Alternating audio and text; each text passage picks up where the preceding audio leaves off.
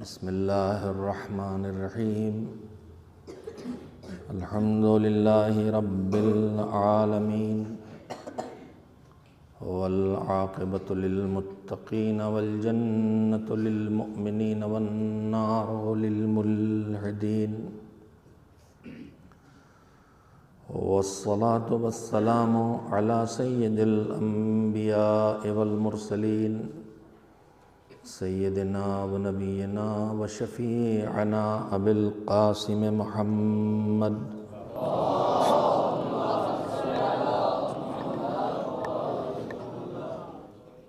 و آلہ الطیبین الطاہرین المعصومین المظلومین واللعنۃ الدائمۃ الباقیۃ علی اعدائہم اجمعین من الآن الی یوم الدین اما بعد فقد قال اللہ سبحانہ وتعالی فی کتابہ المبین وہو اصدق الصادقین وقولہ الحق بسم اللہ الرحمن الرحیم انا اعطیناک الکوثر فصل لربک وانحر ان شانئک هو الابتر۔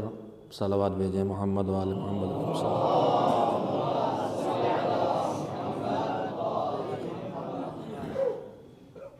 بعزت الرسول معصومہ کونین حضرت فاطمۃ الزہرا سلام اللہ علیہا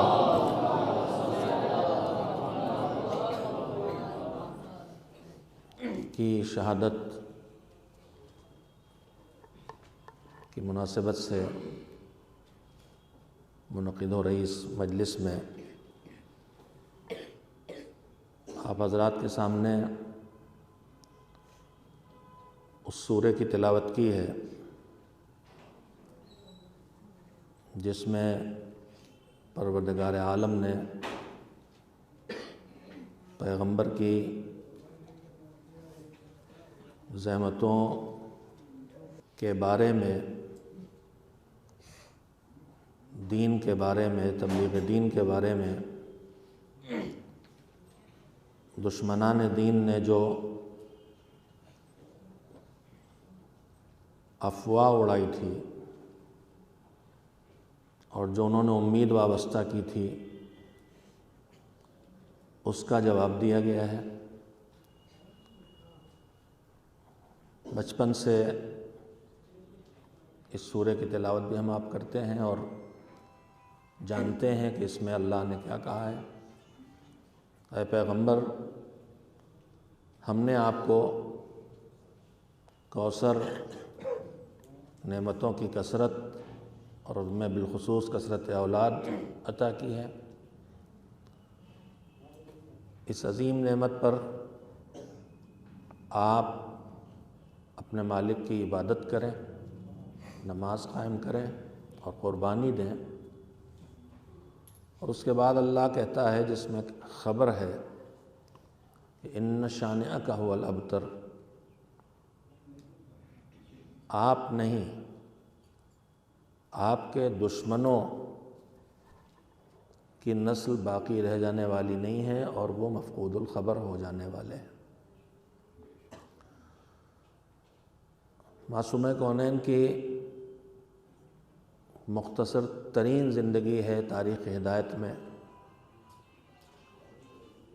اور اکلوتی ذات ہے خواتین کی دنیا میں۔ معصومہ جناب مریم بھی تھیں،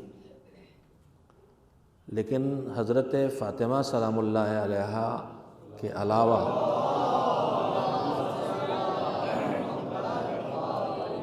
دوسری صاحب فضائل خواتین تاریخ اسلام میں جناب آدم سے لے کے خاتم تک بڑی تعداد میں گزری ہیں، اپنے اپنے زمانے کی خواتین کی سردار قرار پائی ہیں، لیکن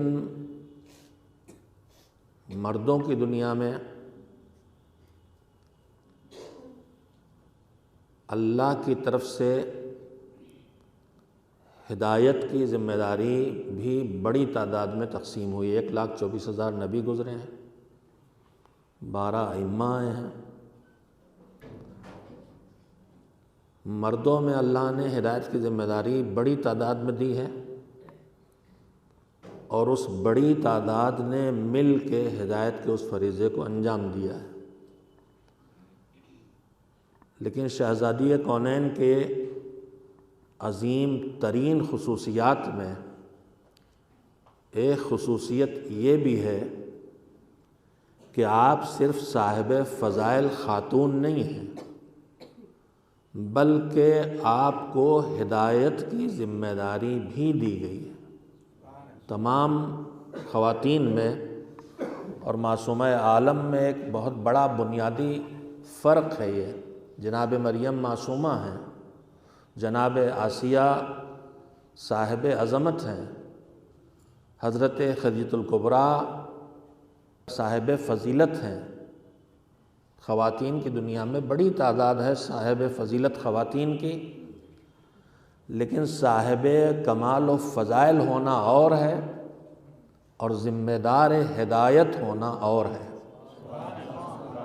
معصوم عالم صرف صاحب فضائل و کمال نہیں ہیں، صرف یہ شرف نہیں ہے کہ وہ عالمہ ہیں، یہ شرف نہیں ہے کہ وہ صدیقہ ہیں، یہ شرف نہیں ہے کہ وہ زکیہ ہیں، وہ یہ شرف نہیں ہے مجالس ہو رہی ہیں ہمارے ذہنوں میں وہ سارے القاب آ چکے ہیں جو اس شخصیت کی ترجمانی کے لیے زبانوں پہ آ رہے ہیں، اور جن میں سے بیشتر القاب وہ ہیں جو پیغمبر سے ملے ہیں یا اولاد حضرت زہرا میں معصومین نے اپنی جدہ کو پہچنوایا ان لفظوں کے ذریعے۔ وہ سارے الفاظ کسی نہ کسی کمال کی طرف اشارہ کرتے ہیں، لیکن کسی ذمہ داری کی طرف اشارہ نہیں کرتے۔ مثلا سرور کائنات حضرت محمد مصطفیٰ صلی اللہ علیہ وآلہ وسلم یا ان سے پہلے آنے والے انبیاء اور رسل، ان کے مختلف القاب دیکھنے کو ملتے ہیں۔ جناب ابراہیم خلیل اللہ ہیں، جناب موسیٰ کلیم اللہ ہیں، نبیوں کے بھی متعدد القاب ہیں۔ میں ان کو اس وقت نہ سوچ کے آیا ہوں دہرانے کے لیے اور نہ دہرانے کی ضرورت ہے۔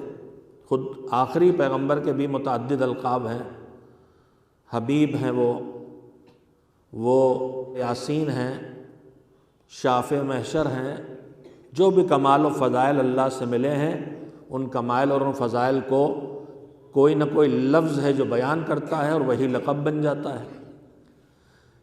لیکن پیغمبر گرامی کے لیے یا ائمہ طاہرین میں بھی القاب آپ کے ہم سب کے سامنے ہیں۔ کسی کو ہم مرتضیٰ کے نام سے پہچانتے ہیں، اس کا یہ مطلب نہیں ہے کہ دوسرے کمالات ان میں نہیں ہیں۔ کوئی کاظم کہلاتا ہے، کوئی صادق کہلاتا ہے۔ تو یہ سارے القاب کسی نہ کسی کمال کی طرف اشارہ کرتے ہیں، مگر کسی ذمہ داری کی طرف اشارہ نہیں کرتے۔ کاظم ہونا، کظم غیظ کرنا، غصے کو ضبط کرنا، یہ ایک کمال کی طرف اشارہ کرتا ہے۔ صابر ہونا، صبر کرنا، یہ ایک کمال کی طرف اشارہ کرتا ہے۔ صادق ہونا ایک کمال کی طرف اشارہ کرتا ہے۔ عالم ہونا ایک کمال کی طرف اشارہ کرتا ہے، لیکن کسی ذمہ داری کی طرف اشارہ نہیں کرتا۔ لیکن جب انہی شخصیات کو ہم امام کے لفظ سے یاد کرتے ہیں تو یہ لفظ امام سارے کمالات کو بھی سمیٹ لیتا ہے اور ساتھ ساتھ ذمہ داری کی طرف بھی اشارہ کرتا ہے۔ جب ہم نبی یا رسول کہتے ہیں تو یہ سارے کمالات کو بھی سمیٹ لیتا ہے کہ اب اس کو عالم بھی ہونا چاہیے، اس کو شجاع بھی ہونا چاہیے، اسے اپنے دور میں سب سے زیادہ صاحب کمال ہونا چاہیے، اور اس کے ساتھ ساتھ یہ ذمہ دار شریعت بھی بنایا گیا ہے۔ عزیز و القاب حضرت زہرا ہم مسلسل پڑھتے اور سنتے رہتے ہیں، لیکن ان القاب میں ایک لقب ایسا مجھے محسوس ہوتا ہے، میں ایک فکر ہے آپ کے سامنے رکھ رہا ہوں، باقی القاب کمالات کو ظاہر کر رہے ہیں، لیکن ایک لقب وہ ہے جو ذمہ داری کو بھی بتا رہا ہے۔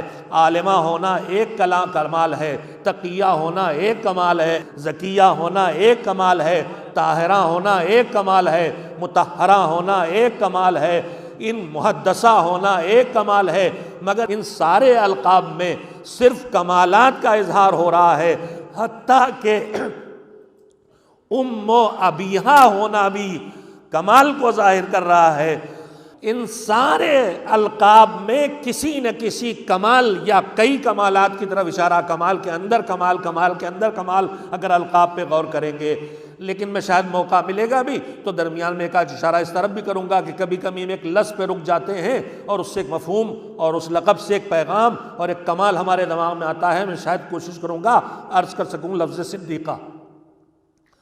لیکن ان سارے القاب میں کمالات کی طرف اشارہ ہے، جیسے میں نے بھی عرض کیا، نبی یا رسول یا امام ذمہ داری کو بتاتا ہے، مگر باقی الفاظ صرف کمالات کو بتاتے ہیں، لیکن یہ الفاظ کمال کو بھی خب کی طرف بھی اشارہ کرتے ہیں اور ذمہ داری کی طرف۔ اسی طرح سے معصومہ کونین خود لفظ موصونہ ہے مثلا، یہ بھی ایک کمال کی طرف اشارہ، زہرا، بطول، یہ سارے کمالات ہیں، مگر ان کمالات کا مجموعہ پکار پکار کے کہہ رہا ہے غور کرو، اتنے کمالات اگر اللہ نے دیے ہیں تو کوئی نہ کوئی ذمہ داری انہیں سونپی ہے جس لیے کمالات دیے گئے ہیں، اور اس ذمہ داری کی طرف کون سا لقب اشارہ کر رہا ہے؟ اس ذمہ داری کی طرف وہ لقب اشارہ کر رہا ہے جو ہے بضعۃ الرسول۔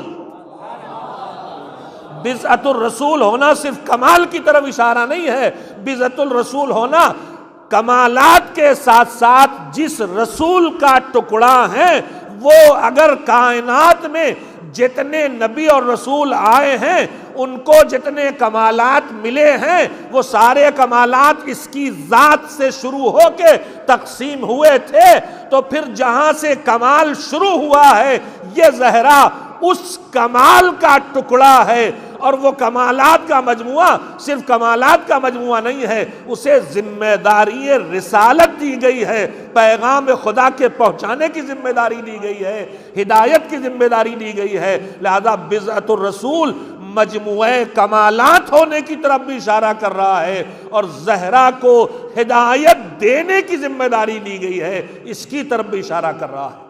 ایک صلوات بھیجیں محمد و آل محمد علیہ وسلم۔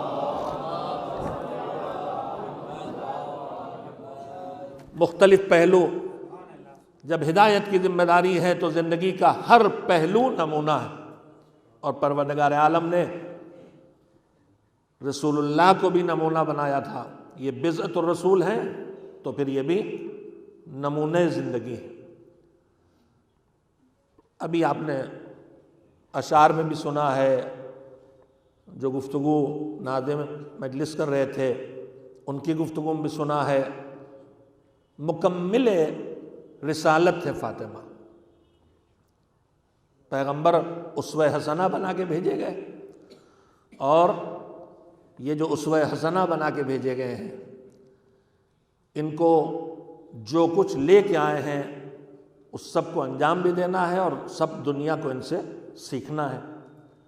اب ظاہر یہ بات بالکل سامنے کی ہے کہ جس حصہ دین پر خود انہیں بتانا تو ہے، عمل نہیں کر سکتے اس لیے کہ وہ حصہ مخصوص ہے خواتین کی زندگی سے، تو پھر اس کے لیے ایک نمونہ عمل وہ حضرت زہرا سلام اللہ علیہا کی ذات گرامی۔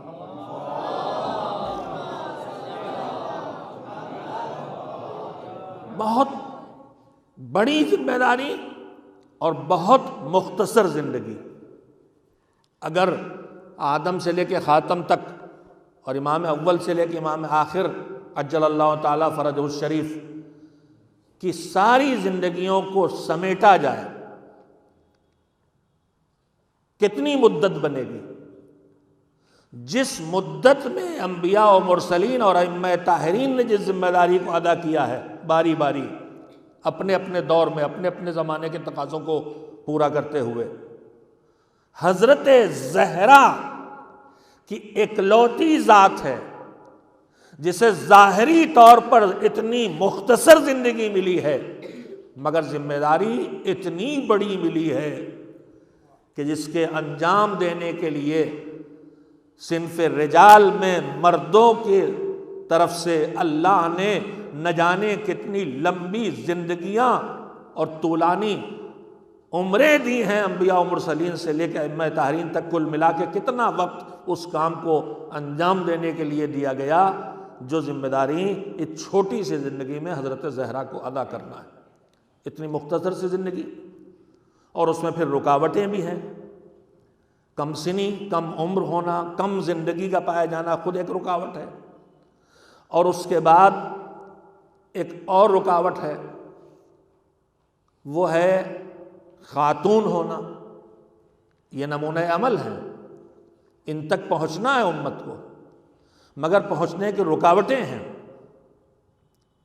جس کی لمبی زندگی ہوگی اس کی سیرت کے طولانی زندگی میں زیادہ سیکھنے کو، زیادہ دیکھنے کو ملے گا، تو زیادہ سیکھنے کو ملے گا، لیکن زندگی ہی چھوٹی ہے تو دیکھنے ہی کو کم ملے گا تو سیکھنے کو کم ملے گا۔ اس کے بعد دوسری چیز ہے کہ فطری بات ہے کہ اگر کسی جگہ چند افراد جمع ہوں اور ان میں کچھ بڑے ہوں، بزرگ ہوں، اور ان کو زیادہ پہچانا گیا ہو اور ان میں چھوٹے ہوں، تو یہ بالکل عام بات ہے کہ بزرگوں کی موجودگی میں جو خرد ہوتے ہیں ان کی طرف توجہ نہیں ہوتی۔ سورج نکلتا ہے تو چاند و تارے دکھائی نہیں دیتے، چاند نکلتا ہے تو تارے دکھائی تو دیتے ہیں، لیکن توجہ چاند کی طرف ہوتی ہے، تاروں کی طرف نہیں ہوتی ہے۔ یہ چھوٹی سی زندگی جو پائی وہ کس دور میں پائی ہے؟ جب ایک طرف آفتاب رسالت چمک رہا ہے، ایک طرف ماہتاب امامت چمک رہا ہے۔ یہ دو بڑے مرکز ہیں اپنی طرف توجہ کو کھینچ لینے والے۔ ان دو بڑے مرکزوں کے ہوتے ہوئے ایک رکاوٹ اور ہے، اور وہ رکاوٹ یہ ہے کہ یہ وہ نور ہے جو نہ آفتاب کی طرح کھل کے سامنے آ سکتا ہے، نہ ماہتاب کی طرح کھل کے سامنے آ سکتا ہے۔ اس پر حجاب بھی ہے، مگر اس حجاب کے پردے میں رہتے ہوئے، اس کم عمر زندگی، چھوٹی سی زندگی کے پاتے ہوئے، یہ زہرا ہے کہ اس کا نور قیامت تک کے لیے ہدایت کا ذریعہ اللہ نے بنا کے بھیج دیا ہے۔ ایک صلوات بھیجے محمد و آل محمد۔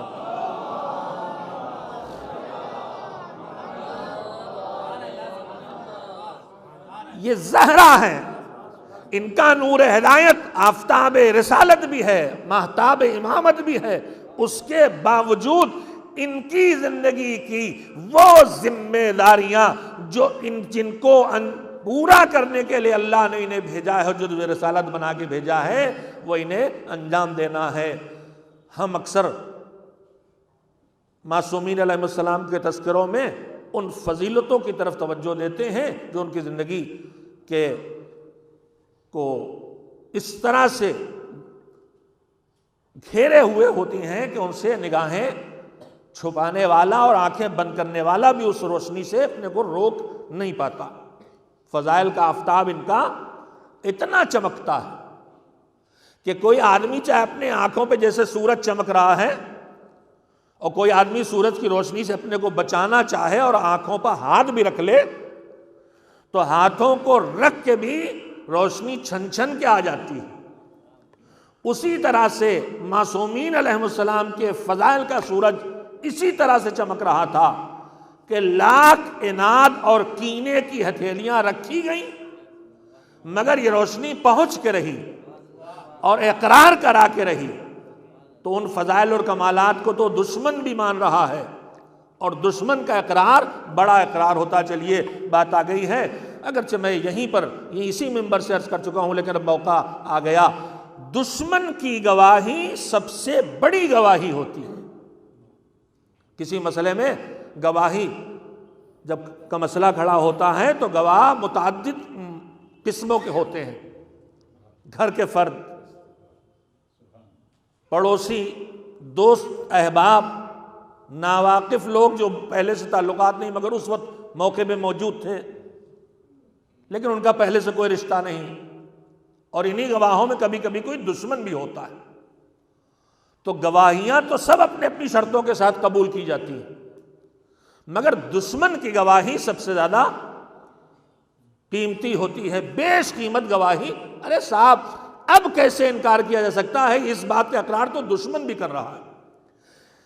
دوستوں سے گواہی دلوا لینا، گھر والوں سے گواہی دلوا لینا، انجانوں سے گواہی دلوا لینا، یہ امت کا کارنامہ ہے، لیکن دشمنوں سے اپنی عظمتوں کا اقرار کروا لینا یہ اہل بیت علیہ السلام کا کمال ہے۔ میں نے جو سورہ پڑھا ہے میں پڑھ چکا ہوں یہاں، مجھے یاد ہے، بچوں کو بھی یاد ہوگا، لیکن اب بات آئی ہے تو دہرانے میں کوئی حرج نہیں ہے۔ جو سورہ پڑھا ہے اس میں بھی دشمن کی ایک گواہی ہے۔ اہل بیت علیہ السلام کا کردار تھا دشمن کی گواہی کا حاصل کر لینا۔ میں اس سے ایک نمونہ پہلے یاد دلاؤں، جنگ صفین جو امیر شام معاویہ ابن ابی سفیان اور مولا کائنات حضرت علی بن ابی طالب علیہ السلام کے بیچ میں ہوئی ہے۔ اس جنگ میں لشکر شام کا پہلا ٹکڑا پہلے آ گیا تھا، میں امیر شام، اور مولا بعد میں اس میدان میں پہنچے صفین میں۔ آپ کو سنتے ہی اتنا پورا واقعہ یاد آ گیا ہوگا، لیکن اب بات تو پوری کروں گا۔ مولا جب پہنچے، پہلے امیر شام جب لشکر لے کے پہلے پہنچے تو وہاں میدان صفین میں کوئی زرخیز علاقہ ایسا نہیں ہے کہ وہاں چشمے جاری ہوں اور نہریں ندیاں بہہ رہی ہوں اور پانی کی فراوانی ہو اور کنویں بنے ہوئے ہوں، اور میدان ہے، پانی کم ہے۔ صرف ایک ذخیرہ وہاں پانی کا ہے، وہ چشمے کے باعث تھا کہ بارش کا پانی وہاں جمع ہوتا تھا، مجھے نہیں معلوم، کبھی میں نے اتنا غور نہیں کیا، ایک ذخیرہ پانی کا تھا صرف۔ اور جب لشکر شام پہنچا تو اس نے اس پانی کے ذخیرے پہ قبضہ کر لیا۔ اب یہ جو پانی کے ذخیرے پہ قبضہ کر لیا تو خوش ہو گئے کہ اب تو ہم بغیر لڑے جنگ جیت گئے۔ کیوں خوش ہو گئے؟ اس لیے کہ میدان میں جہاں پانی ایک ہی جگہ ہے اور جب اسی پہ قبضہ کر لیا تو اب لڑ کے خون بہانے کی ضرورت کیا ہے؟ خالی پانی بند کرو، پیاسے مر جائیں گے جو لڑنے آئے۔ پانی بند کرو، لڑنے والے پیاسے مر جائیں گے۔ یہ فیصلہ کر کے پانی پہ قبضہ کر لیا۔ اب اس کے بعد مولا کائنات اپنا لشکر لے کے پہنچے، لشکر نے صورتحال دیکھی، لشکر میں پریشانی پیدا ہو گئی، پانی پہ قبضہ کر لیا ہے، بغیر پانی کے ہم رہیں کیسے، لڑیں کیسے؟ مولا نے خطبہ دیا اور اس کے بعد ہمت دلائی اور کہا کہ بڑھو، اور حملہ کر کے لشکر سے کہا کہ چھینو پانی۔ پانی چھین لیا لشکر مولا نے۔ اب علی کے لشکر کا قبضہ ہو گیا، علی کا قبضہ پانی پہ ہو گیا۔ جو یہ منصوبہ بنائے بیٹھے تھے کہ اب لڑنے کی ضرورت ہی نہیں، جب معاویہ کے لشکر نے، امیر شام کے لشکر نے قبضہ کیا تھا تو منصوبہ بنائے بیٹھے تھے کہ اب لڑنے کی ضرورت ہی نہیں ہے، اب تو ہم یوں ہی قبضہ کر لیں گے۔ تو وہ اب جب پانی ان سے چھن گیا اور لشکر مولا کا، لشکر علی کا قبضہ ہو گیا تو پورے لشکر امیر شام میں بے چینی پھیل گئی، اب تو ہم مارے گئے۔ کیوں؟ تو جیسے اپنے بارے میں سوچا تھا ویسے ہی سوچا، کہا کہ اب پانی ان کے قبضے میں چلا گیا، اب ہم پیاسے مارے جائیں گے۔ لشکر کی پریشانی امیر شام تک پہنچی۔ امیر شام نے لشکر کو جو تسلی دی ہے، دیکھیے گواہی دشمن کی قیمتی ہوتی ہے، اور محمد و آل محمد علیہ السلام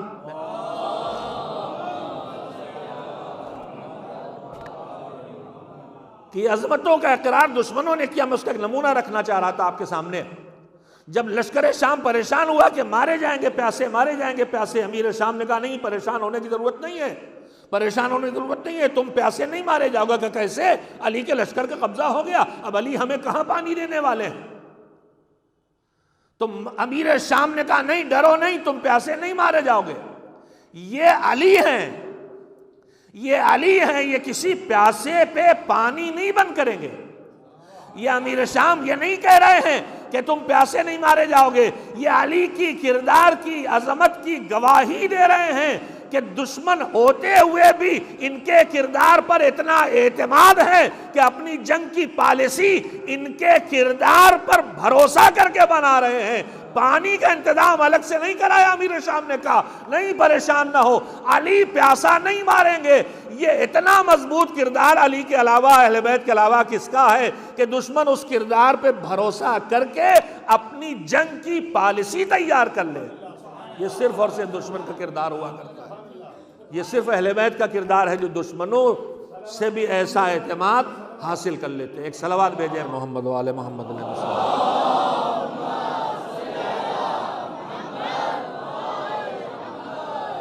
اس چھوٹی سی زندگی میں حضرت زہرا نے ان ذمہ داریوں کو ادا کیا، وہ کمالات اللہ سے سارے کے سارے ملے ہیں جس کا دشمن بھی اقرار کرتا ہے۔ ان میں سے ایک شرف جو ان کا ہے جس کا دشمن نے اقرار کیا، یہ سورہ جو میں نے تلاوت کی، پیغمبر کو بے اولاد ہونے کا طعنہ دیا کفار نے، ایسے ہی نہیں دیا ہے۔ اس سورہ کی نزول کے واقعات کو تفصیل سے پڑھیے تو آپ کو ملے گا۔ تو اللہ علماء کرام تشریف فرما، میں ان سے شرمندگی کے ساتھ ساری گفتگو کر رہا ہوں، میرے امکان میں نہیں ہے کہ کہیں سے کچھ ایسا ڈھونڈ کے لاؤں جو ان کے معلومات میں کسی طرح کا اضافہ کرے، لیکن یہ جو سورہ نازل ہوا ہے، اس سورہ کے نزول کی جو تفسیر ہے اس میں بات موجود ہے، بچوں نے بھی پڑھی ہوگی، طلاب کرام ہیں فاضل ہیں ماشاءاللہ سے، کہ سورہ کن حالات میں نازل ہوا۔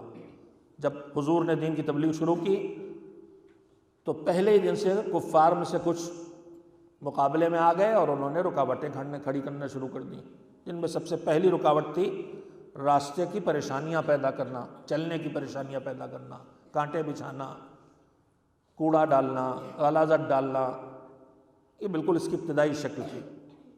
اس کے بعد جیسے جیسے دین بڑھتا رہا، کفار کی تدبیریں بڑھتی رہیں، الزام تراشی کی گئی، معاذ اللہ یہ مجنون ہیں، دیوانے ہیں، یہ شاعر ہیں، یہ شاعری کر رہے ہیں، وہی نازل نہیں ہو رہی، یہ کوئی بھروسے کی چیز نہیں، ان کی شاعری ہے یہ۔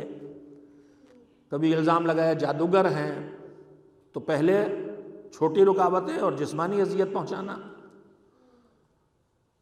اس جسمانی اذیت کو بھی اس جگہ تک پہنچایا کہ ننھے ننھے بچے پیچھے لگا دیے گئے، مذاق اڑانے کے لیے بھی پتھر بھی مار رہے ہیں، زخمی بھی کر رہے ہیں۔ پھر ذہنی اذیتیں پہنچانا شروع کی، الزام تراشیاں شروع کی۔ پھر جب ان تدبیروں سے بھی ناکام ہو گئے تو اس کے بعد تیسرے مرحلے پہ آئے، ڈرانے سے گزر گئے تو اب لالچ دینے پہ آئے، اور جناب ابو طالب تک پہنچے کہ ان سے کو اپنا یہ تبلیغ کا کام بند کریں اور انہیں جو چاہیے وہ ہم انہیں دے سکتے ہیں۔ ان کا دماغ جتنا سوچ سکتا وہ انہوں نے آفر کر دی، دولت چاہیے، اقتدار چاہیے، کسی اونچے گھر میں شادی چاہیے، جو چاہیے ان کو ہم کر سکتے۔ پیغمبر نے انکار کر دیا کہ ہمیں کچھ نہیں چاہیے اس میں سے۔ وہ ساری تاریخ آپ کے سامنے میں خالی یاد دلا رہا تھا۔ تبلیغ دین کا سلسلہ شروع ہوا تو اذیتیں شروع کی، الزام تراشیوں پہ آئے، جسمانی اذیتیں، الزام تراشیاں، ہر طرح کی رکاوٹ، بے اعتبار بنانا، اور آخر میں لالچ۔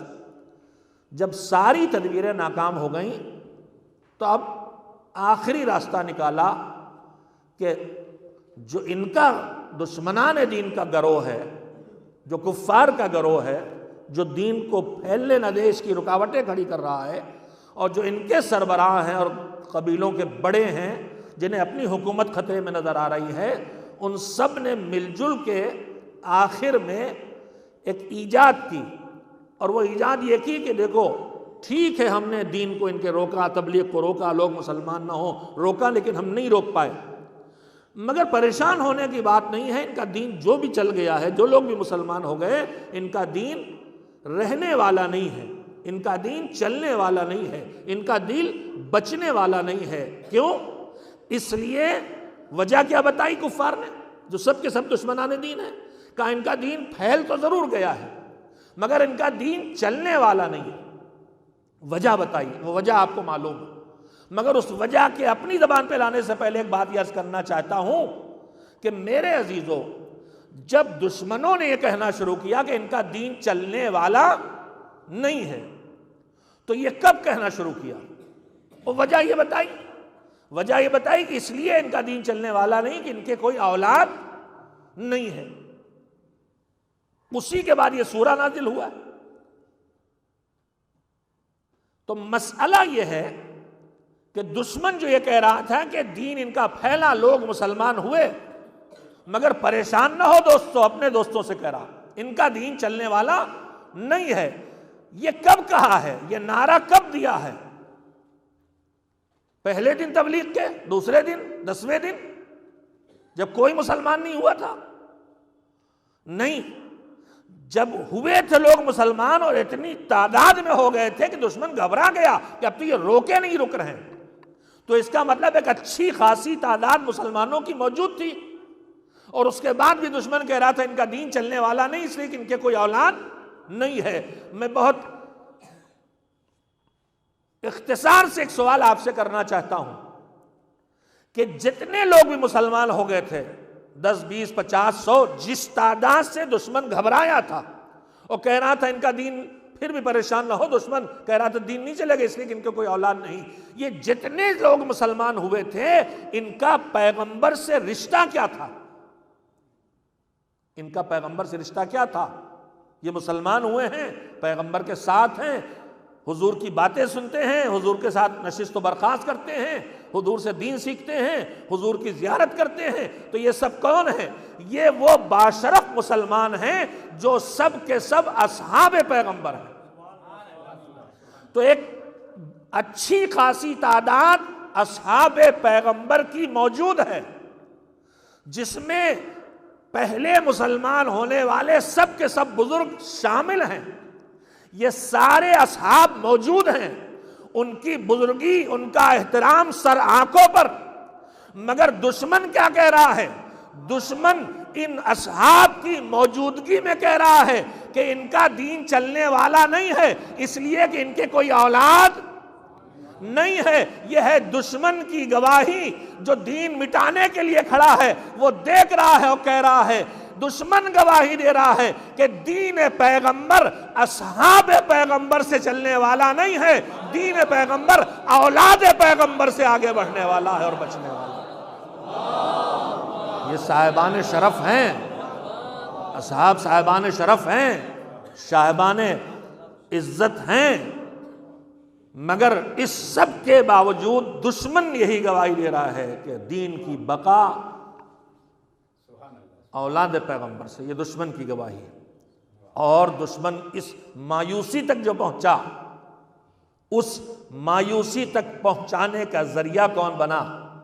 پیغمبر کی ایک لوتی بیٹی، جس کے ذریعے اللہ نے پیغمبر کو اولاد عطا کی کہ جس نے جب دین پہ وقت پڑا ہے تو قربانیاں دے کے دین کو بچایا۔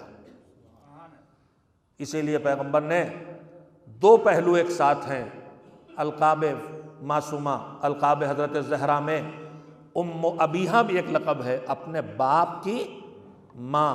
ایک پہلو اس محبت، اس الفت کا ہے کہ جو محبت اور الفت اور جذبہ خدمت ماں میں اپنی اولاد کے لیے ہوتا ہے یہ میری بیٹی، لیکن اس نے میرا اس طرح سے خیال کیا ہے اور مجھ سے ایسی محبت کرتی ہے کہ جیسے ایک ماں اپنے بچے سے محبت کرتی ہے۔ تو بالکل ان الفاظ کا ظاہری پیغام ہے، لیکن اس کے ساتھ دوسرا پیغام یہی ہے کہ جیسے ماں نسلوں کو آگے بڑھانے کا ذریعہ بنتی ہے، پیغمبر کہہ رہے ہیں کہ میری ماں ہے، یعنی میری نسلوں کے آگے بڑھانے کا ذریعہ یہی ہے، اور یہی اولاد ہے میری جو دین کے بقا کا ذریعہ بنے گی۔ ایک صلوات بھیجے محمد و آل محمد صلی اللہ علیہ وسلم۔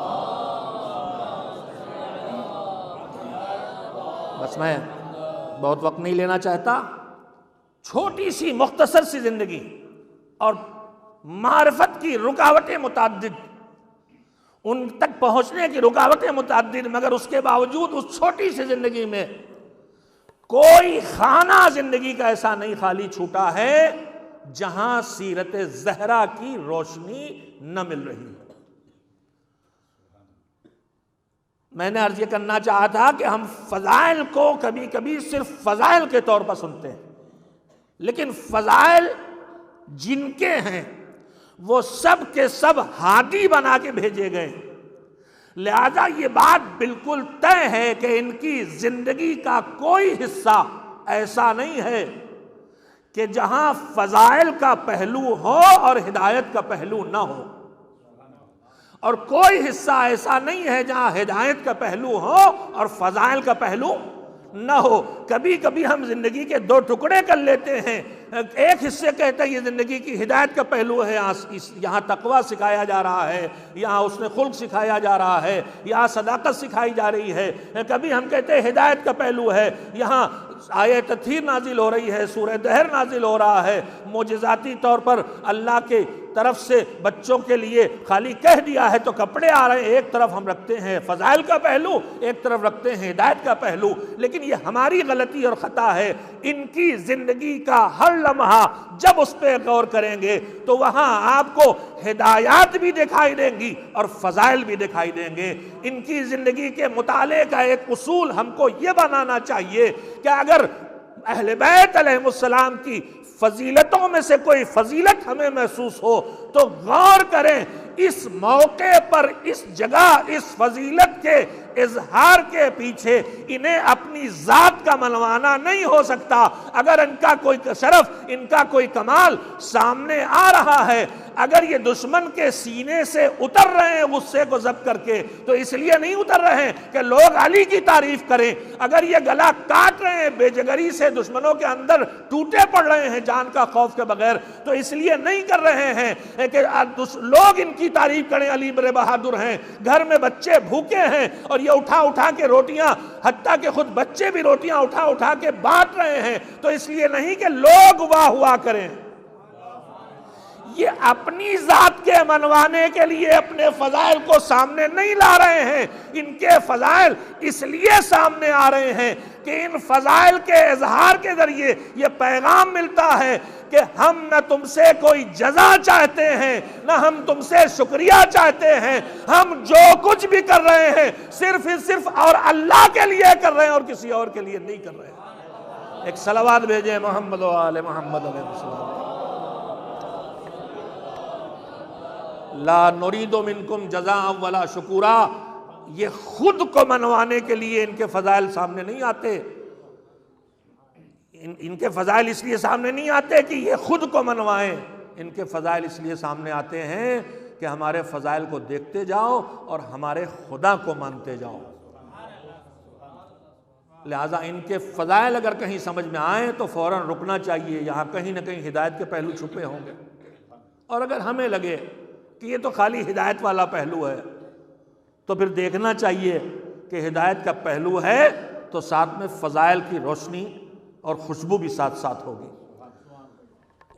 سیرت کے پڑھنے میں کبھی کبھی ہم سے سمجھنے میں یہ کوتاہی ہو جاتی ہے کہ ہم پڑھتے بھی ہیں ایک رخ سے اور پھر اسے بیان بھی کرتے ہیں ایک رخ سے، جبکہ ان کی زندگی پوری کی پوری یہ ہادی بن کے بھیجے گئے ہیں، ہادی ہیں۔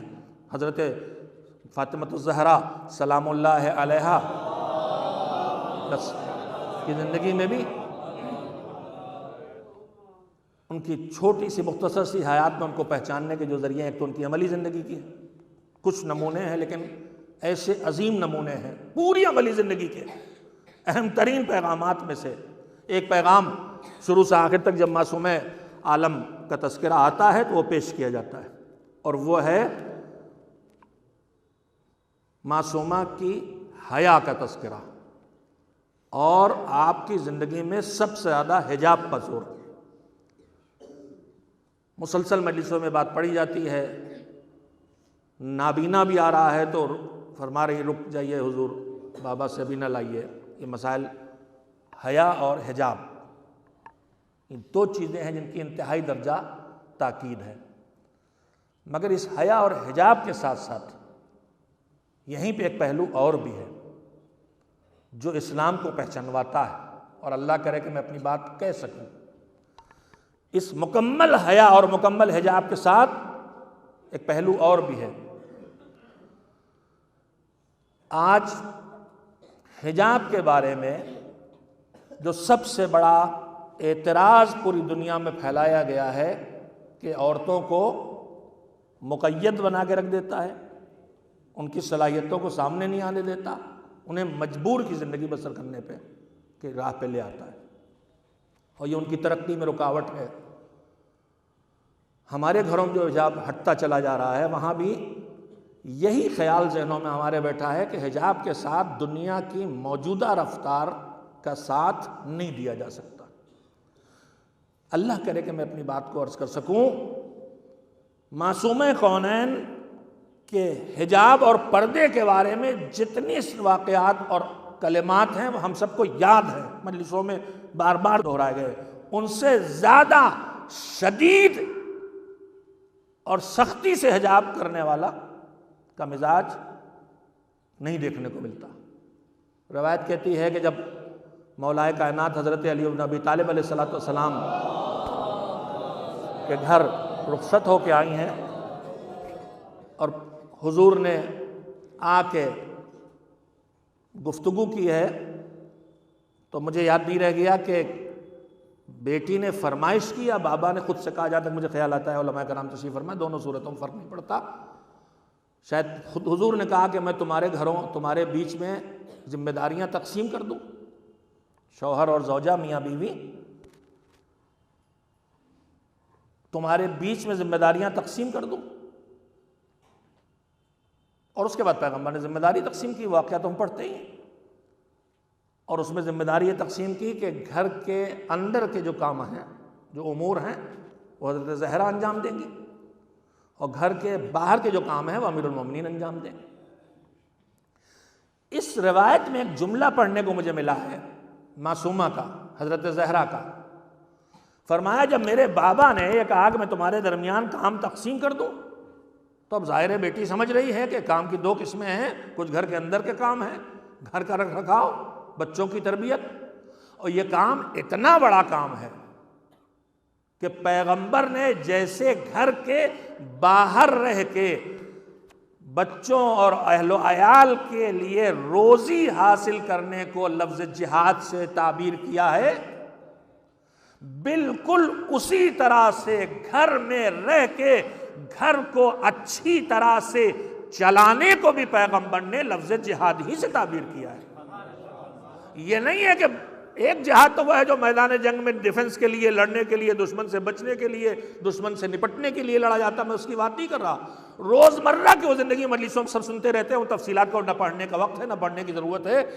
روزمرہ کی زندگی میں اپنے گھر کے ذمہ دار کے لیے پیغمبر نے فرمایا کہ جو گھر کا ذمہ دار ہے وہ جو روزی حاصل کر رہا ہے اپنے گھر کے چلانے کے لیے، تو یہ اس کا روزی حاصل کرنے کے لیے کوشش کرنا اور جدوجہد کرنا، یہ جہاد ہے۔ تو جیسے گھر کے باہر کی ڈیوٹیز کے انجام دینے کو پیغمبر نے جہاد کہا ہے، سمجھا جاتا ہے ارے صاحب عورت کو بیکار بنا کے رکھ دیا گیا۔ گھر کے اندر کی ذمہ داریاں، اندر سے مراد گھر چلانا، گھر بسا کے رکھنا، بچوں کی اچھی تربیت کرنا، رشتوں کو جوڑ کے رکھنا، اولاد کو صحیح طور پہ پالنا، شوہر کے ساتھ اپنی ذمہ داری کو ادا کر کے اور خوشگوار ماحول بنا کے رکھنا، باہر کے دکھ درد کو گھر میں آنے کے بعد بھول جائے یہ ماحول تیار رکھنا، یہ ساری ذمہ داریاں، اس میں اتنا کچلنا پڑتا ہے، اتنے زخم کھانا پڑتے ہیں، اتنا اپنے کو دبانا پڑتا ہے، اتنا لہو تھوکنا پڑتا ہے کہ پیغمبر نے کہا یہ گھر کا چلانا بھی جہاد ہے۔ خالی گھر کے باہر کی زحمتیں، گرمی اٹھانا، شدت کا مقابلہ کرنا، جسمانی زحمتیں کرنا، باہر کے دشمنوں کا مقابلہ کرنا، خالی یہ جہاد نہیں، اچھا گھر چلانے کے لیے بھی دل بھی زخمی ہوگا، جگر بھی زخمی ہوگا، لہو بھی تھوکنا پڑے گا، قوت برداشت بھی بڑھانا پڑے گی، کبھی بھوکا بھی رہنا پڑے گا، کبھی اپنے بھوک کے باوجود دوسرے کو کھلائیے، سب کرنا پڑے گا، اور جو خاتون یہ کر لے جاتی، پیغمبر نے کہا یہ بھی جہاد ہے۔ تو دونوں کو زندگی کو جہاد قرار دیا ہے اگر اپنی اپنی ذمہ داریوں کو ادا کرے۔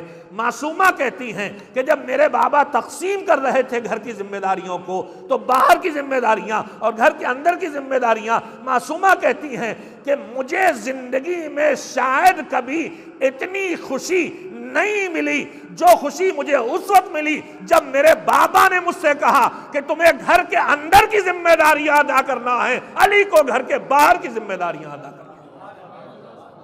خالی فضائل کو سن لینا کافی نہیں ہے، انہیں اپنی زندگی میں یہ بذات الرسول ہیں، جزو رسالت ہیں، اسے اپنانا بھی ہے۔ لہذا میری بہنیں جو میری آواز کو سن رہی ہیں وہ اس بات کو اچھی طرح سمجھ لیں کہ حیا اور حجاب کے ساتھ ساتھ یہ کوئی اپنے کو مٹانا نہیں ہے، اپنے کو ضائع کرنا نہیں ہے کہ اتنا پڑھ لکھ لیا ہے تو اب کس کام کی یہ تعلیم ہے۔ یہ ذمہ داری اتنی بڑی ہے اگلی نسلوں کو چلانے کی، گھر کو بسانے کی، خوشگوار ماحول کنبے میں موجود رہے، اس کی کوشش کی کہ یہ ذمہ داری گھر سے باہر نہ جانا پڑے۔ یہ اتنا اچھا لگا حضرت زہرا کو کہ کہا مجھے شاید زندگی میں کبھی اتنی خوشی نصیب نہیں ہوئی جتنی خوشی تب ملی جب میرے بابا نے گھر کے اندر کی ذمہ داریاں میرے حوالے کی۔ مگر اس کا کیا مطلب ہے؟ بس میں بات کو ختم کروں چاہے جہاں پہ ختم ہو جائے۔ اس کا کیا مطلب ہے؟ اس کا یہ مطلب نہیں ہے کہ یہ دونوں لڑ کے رہیں گے، باہر کا کام مجھ سے مطلب، ان کا گھر کا کام مجھ سے مطلب نہیں۔ دیکھیں اللہ نے خطیب اعظم مولانا سید غلام عسکری علی اللہ مقامہ، جن کے ہم سب مرہون منت ہیں، ان کی ایک بات مجھے اکثر یاد آتی ہے اور میں دوہرا دیتا ہوں۔ ان کے ایک مجلس کا ٹکڑا ہے جو مجھے تھوڑا سا یاد رہ گیا ہے کہ پروردگار عالم نے جتنی بھی مخلوق ہے اس کے درمیان فرائض تقسیم کیے ہیں، ڈیوٹیز تقسیم کر دی ہیں، تم خود کو کیا کرنا، تم کو کیا کرنا، تم کو کیا کرنا، خود حصے جس میں آپ دیکھ لیں۔ مگر ان ڈیوٹیز کے تقسیم کرنے کے ساتھ ساتھ فطرت ہی میں اللہ نے ایک چیز، اب میرے الفاظ ہیں، زمانہ پہلے سنا تھا، بات پہنچانے کی کوشش کر رہا ہوں، الفاظ ان کے مجھے نہیں یاد ہے۔ مثلا آنکھ کا کام دیکھنا ہے، اس کی ایک ڈیوٹی ہے، زبان کا کام بولنا ہے، اس کی ایک ڈیوٹی ہے، کان کا کام سننا اس کی ایک ڈیوٹی ہے، سارے ہاتھ عام تقسیم ہیں۔ ہاتھوں کا کام چیزیں لینا دینا رکھنا اٹھانا ہے، ان کی ایک ڈیوٹی ہے۔ پیروں کا کام چلنا پھرنا اٹھنا بیٹھنا ان کی ایک ڈیوٹی ہے۔ ان سب کو فطرت کے ذریعے اللہ نے ان کے فرائض ادا کیے اور جس کو جو کام کرنا ہے اس کو اس اعتبار سے صلاحیت دی ہے، ڈیوٹی بھی اسی نے لگائی ہے، تو پھر وہی جانتا ہے کہ جن سے ہمیں جو کام لینا ہے اس اعتبار سے وہی صلاحیتیں ان کو دی جائیں۔ پروردگار عالم نے انسانوں کی دو قسمیں کر دیں، مرد اور عورت، اور نہ پوری زندگی بسر کرنے کی پوری ذمہ داری مردوں کو دی اور نہ پوری زندگی بسر کرنے کی پوری ذمہ داری عورتوں کو دی۔ یعنی ایک زندگی کے بسر ہونے میں ساری زندگی جو کچھ کرنا ہے اس میں سے کچھ کام ایسے ہیں جنہیں صرف مرد کر سکتا ہے، عورت نہیں کر سکتی، اور کچھ کام ایسے ہیں جن سے صرف عورت کر سکتی ہے، مرد نہیں کر سکتے۔ اس کی مثال دے دیتا ہوں، باقی غور کرتے رہیے گا۔ بچے کو دودھ صرف عورت پلا سکتی ہے، ماں پلا سکتی، باپ نہیں پلا سکتا۔ اب یہ صلاحیت ہی اسی میں ہے، مرد میں صلاحیت دی نہیں گئی، دونوں طرف ایسی صورتیں ہیں۔ تو اللہ نے جتنی ذمہ داریاں بانٹی ہیں، اگر مرد اور عورت دونوں سے اللہ کو ہر کام لینا ہوتا تو دونوں کو صلاحیتیں بھی برابر برابر دی ہوتی، لیکن چونکہ دونوں کے درمیان اس نے تقسیم کار کیا ہے، لہذا جس کی جو ذمہ داری دی ہے اس ذمہ داری ادا کرنے کی صلاحیت اس میں زیادہ دی ہے، دوسرے کو ہر جگہ اس ذمہ داری ادا کرنے کی پوری صلاحیت نہیں دی ہے، مگر مدد کرنے کی صلاحیت دی ہے۔ بھئی یہی پوائنٹ ہے جو عرض کرنا چاہتا تھا، یہی وہ بات ہے جو عرض کرنا چاہتا تھا۔ بدن میں اللہ نے تقسیم کیا، ہاتھوں کا کام رکھنا اٹھانا، پیروں کا کام چلنا پھرنا اٹھنا بیٹھنا۔ اب ہم قرآن مجید یہاں رکھے، خیر میرا تو قد 6 فٹ کا ہے، میری رینج سے باہر کچھ نہیں، لیکن ہم نے کسی طالب علم سے جو ابھی عمر کی پیچھے منزلوں میں بھی پیچھے ہے اور ابھی اس کا قد مکمل نہیں ہوا، اس سے کہا بیٹا ذرا قرآن اٹھاؤ، تو دوڑ کے گیا، ہاتھ اٹھایا، جہاں قرآن رکھا، یہ سلموں ابھی 9-10 سال کے ہیں، ابھی اتنے بڑے ہوئے نہیں کہ قرآن تک ہاتھ پہنچ جائے، تو ایک مرتبہ ہم نے دیکھا کہ یہ پنجوں کے بل کھڑے ہو گئے۔ اب یہ کیا ہو رہا؟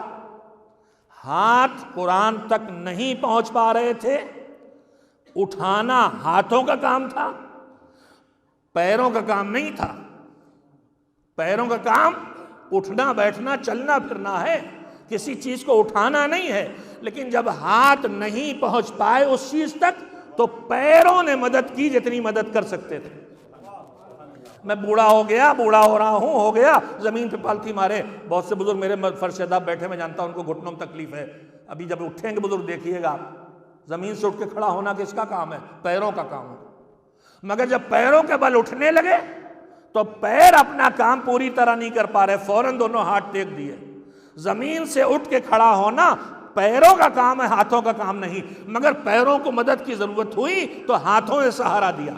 چیز اٹھانا ہاتھوں کا کام ہے، پیروں کا نہیں، مگر ہاتھ اٹھانے کمزور پڑنے لگے تو پیروں میں نے مدد کر دی۔ یہی تقسیم کار مرد و زن کے درمیان اللہ نے دیا ہے۔ پیغمبر نے تقسیم کیا، گھر کے باہر کے کام مرد، گھر کے اندر کے کام عورت، لیکن جب ایک دوسرے کو مدد کی ضرورت پڑے تو ایک دوسرے کا ساتھ دو۔ باہر کے کاموں میں سب سے سخت کام دو ہیں، ایک میدان جہاد میں جا کے لڑنا ہے اور ایک سیاسی مسائل میں جا کے حق کو پہچانوانا ہے۔ بی بی زہرا اپنے حجاب، پردہ نشینی اور حیا، اس سب کے باوجود ایسی معاون و مددگار ہیں کہ جہاں ضرورت پڑتی ہے وہاں میدان احد میں بھی دکھائی دیتی ہیں، اور جب ضرورت پڑتی ہے تو راتوں کی تاریکی میں اپنے آقا علی کو حق دلانے کے لیے زخمی ہونے کے باوجود جاتی ہیں اور گھر گھر پر انصار کے دروازوں پر جا کے علی کا حق کا مطالبہ کرتی ہیں۔ دو بڑے کام باہر کے ہیں جو مشکل ہیں، ایک سیاسی سرگرمی اور دوسرے میدان جہاد کی سرگرمی۔ فاطمہ زہرا اپنی چھوٹی سی زندگی میں یہ دونوں بڑے کام گھر کے باہر کے کر کے بتا گئیں کہ اے میرے چاہنے والوں، اب کبھی یہ بہانہ نہ بنانا کہ حجاب رکاوٹ بن رہا ہے زندگی بسر کرنے میں۔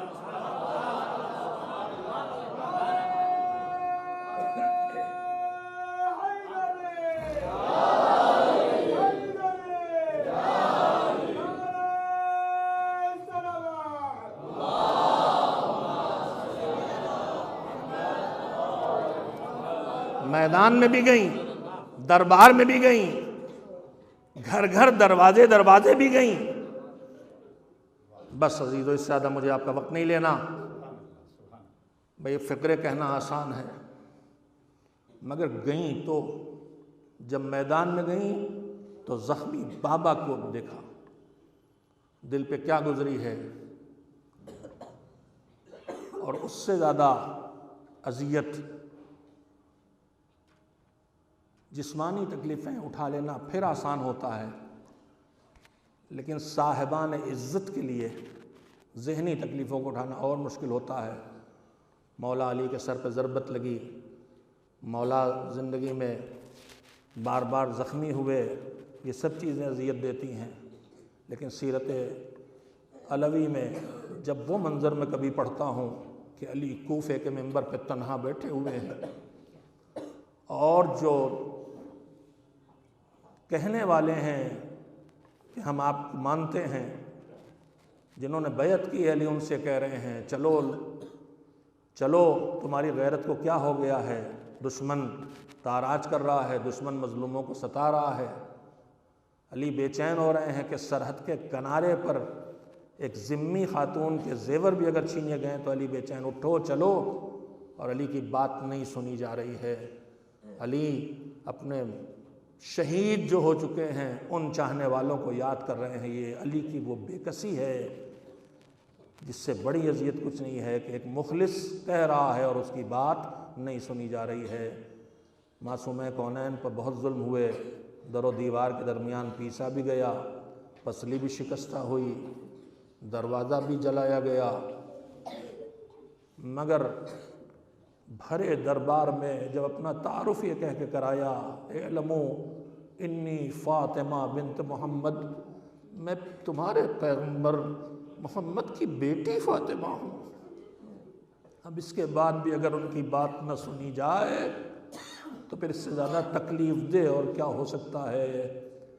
گھر جلانے والا جب آواز دے رہا تھا جو گھر میں ہے نکالو علی کو ورنہ گھر جلا دیں گے، فاطمہ پھر کہہ رہی تھی تم گھر جلا دو گے، میں فاطمہ رسول کی بیٹی اس گھر میں ہوں، مگر اس کے باوجود بھی کہا جا رہا تھا ہاں جلا دیں گے۔ گھر کا جل جانا تکلیف دہ ہے، در و دیوار کے درمیان پس جانا اذیت ہے، مگر اس سے بڑی اذیت یہ ہے کہ فاطمہ کہنے میں فاطمہ ہوں رسول کی بیٹی، مجھے جب میرے ہوتے ہوئے گھر جلا دو گے، مگر اس کے بعد بھی کہا جائے ہاں گھر جلا دیں گے۔ در و درمیان دیوار کے درمیان پیس دیا گیا، پسلیاں شکستہ ہو گئیں، اور وہ وقت بھی آ گیا، مجالس سن رہے ہیں، سنتے رہیں گے۔ وہ وقت بھی آ گیا کہ جب شہیدہ کے وصیت پر عمل کرتے ہوئے رات کے سناٹے میں علی نے غسل دینا شروع کیا، غسل دیا، کفن پہنایا۔ وہ بھی ہم نے آپ نے سنا بار بار، معلوم ہے علی کو پہلو شکستہ ہے، پتہ ہے علی کو پسلیاں ٹوٹی ہوئی ہیں، مگر وہ صابر علی جو ان سارے ظلموں پہ صبر کر رہا تھا، جب غسل دینے کے لیے لباس ہٹا، شکستہ پہلو نے اتنا بے چین کیا کہ اتنا بے چین ہو کہ روئے کہ سلمان کو پوچھنا پڑا، آقا یہ اتنے بے چین ہو کہ روئے کا سبب کیا تھا؟ آنکھوں سے اس منظر کو دیکھا ہے مگر اب جنازہ رکھا ہے اور تصور میں ہے کہ تھوڑی دیر کے بعد یہ امانت اپنے رسول کی خدمت میں پیش کرنا ہے۔ اجرکم علی اللہ، بی بی نے وصیت کر دی ہے کہ کسی کو جس نے مجھے اذیت پہنچائی ہے کسی کو خبر نہ ہو، میرے جنازے پہ کوئی نہ آئے۔ رات کے سناٹے میں ماں کا جنازہ اٹھا، ماں کا سایہ سر سے اٹھا ہے، غسل دیا جا رہا ہے۔ کچھ خاص مخصوص وقت ہوتے ہیں جب جنازے پر وارث زیادہ بے چین ہو کر روتے ہیں، اس میں ایک وقت وہی ہوتا ہے جب غسل دینے کے لیے جنازے کو اٹھایا جاتا ہے۔ زینب اور ام کلثوم بھی ہیں، حسن و حسین بھی ہیں، مگر ماں کہہ گئی ہے کوئی ظالم میرے جنازے پہ نہ آئے، جس نے مجھے ستایا ہے وہ میرے جنازے پہ نہ آئے۔ اب یہ بیٹیاں جن کی ماں چھوڑ کے جا رہی ہے وہ تڑپ کے رونا چاہتی ہیں مگر کیسے روئیں، سسکیاں اٹھ رہی ہیں۔ رات کے سناٹے میں غسل مکمل ہو گیا، غسل دے کے کفن پہنا کے علی نے لکھا جنازہ، آؤ بچوں اپنی ماں کو رخصت کرو، آگے بڑھنا شروع کیا۔ چیخ مار کے داڑے مار کے رونے کے لیے دل بے چین ہے، مگر ماں کہہ گئی کسی کو خبر نہ ہو، آہیں اور سسکیاں ہیں اور بچے رخصت ہو رہے ہیں۔ انہی سسکیوں کے درمیان علی ایک ایک کو ماں سے رخصت کرا رہے۔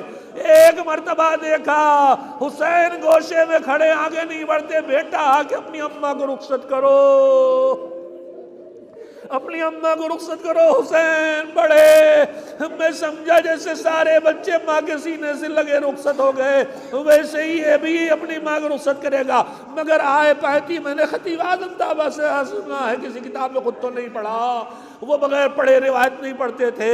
وہ آگے بڑھے، حسین ماں کے پانتی پہنچے، کفن ہٹایا، ماں کے تلووں سے آنکھوں کو ملنا شروع کیا۔ اماں گھر سے نکلتے تھے تو کلیجے سے لگا کے رخصت کرتی تھی، اماں آخری بار سینے سے لگا لو، بندے کفن ٹوٹے، آ جا میرے لال کلیجے سے لگ جا۔ سینے سے حسین لگے، محبت کے ساتھ باپ نے الگ کیا۔ جنازہ رات کی تاریکی میں اٹھا، سسکیاں گونج رہی ہیں، آہیں بے چین کیے ہیں، مگر چیخ مار کے بیٹیاں گریہ بھی نہیں کر سکتی۔